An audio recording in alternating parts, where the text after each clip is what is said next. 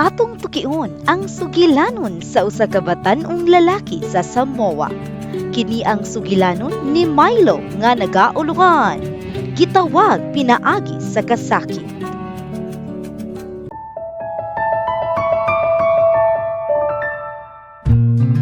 Ang akong ngalan si Milo, ug gikan ko sa matahom nga isla sa Samoa.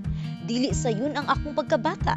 Nagtubo ko sa panimalay nga puno sa kasakit ug kahadlok tungod sa pagkapalahubog sa akong amahan ug sa kapintasan nga among nasaksihan. Kini nakaapekto pag-ayo sa akong kasing-kasing ug pagtuo. Sa akong pagdako, kanunay kong gipangutana ang Dios. Aduna ba ko'y pulos? Aduna pa ba'y kaugmaon alang kanako? Nagampo ko og nangita og tubag apan murag hilom ra siya. Nasuko ko og gibasol ang Dios. Apan bisan pa ni ana, padayon gihapon nako nga gibati ang iyang pagdani kanako. Nagsugod ko og apil sa Bible study ug pagsimba. Ang akong inahan nahimong akong kusog. Bisan pa sa iyang kaugalingong kasakit, gidasig gihapon ko niya sa pagbuhat og husto. Sa dihang nasayra niya ang 2024 Youth Congress sa Samoa, giingnan ko niya. Muapil ka. Mitandog kini sa akong kasing-kasing. Sa wala pa ang Congress, nangayo ko og timailhan sa Dios. Sa usa ka session, adunay panawagan alang sa usa ka tuig nga misyonaryong pag-alagad. Didto nako klarong gibati nga gitawag ko sa Dios.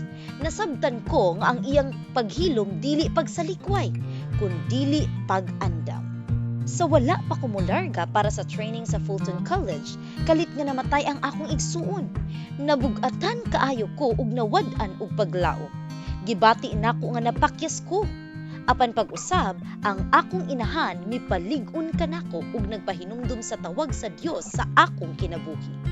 Gibati nako ang giya ug gahom sa Espiritu Santo.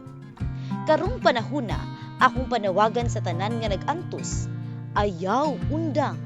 Ang Dios nagabuhat bisan pa sa kahilom, padayon sa pag-ampo, pagtuo ug pagpaminaw. Sa dihang moabot ang tawag sa Dios, masayran yud nimo ug dili ka magmahay sa pag-ingon og oo kaniya.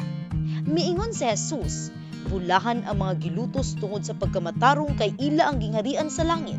Mateo 5:10. Ang Dios matinud-anong nag-atiman sa iyang mga katawo. Pinaagi sa 13th Sabbath offering, daghang Biblia ang nahatag sa South Pacific. Ang inyong halad karon nga quarter mutabang sa pagsuporta sa mga health projects alang sa mga kabataan sa Solomon Islands ug Vanuatu. Daghang salamat sa inyong madagayaong nga halad.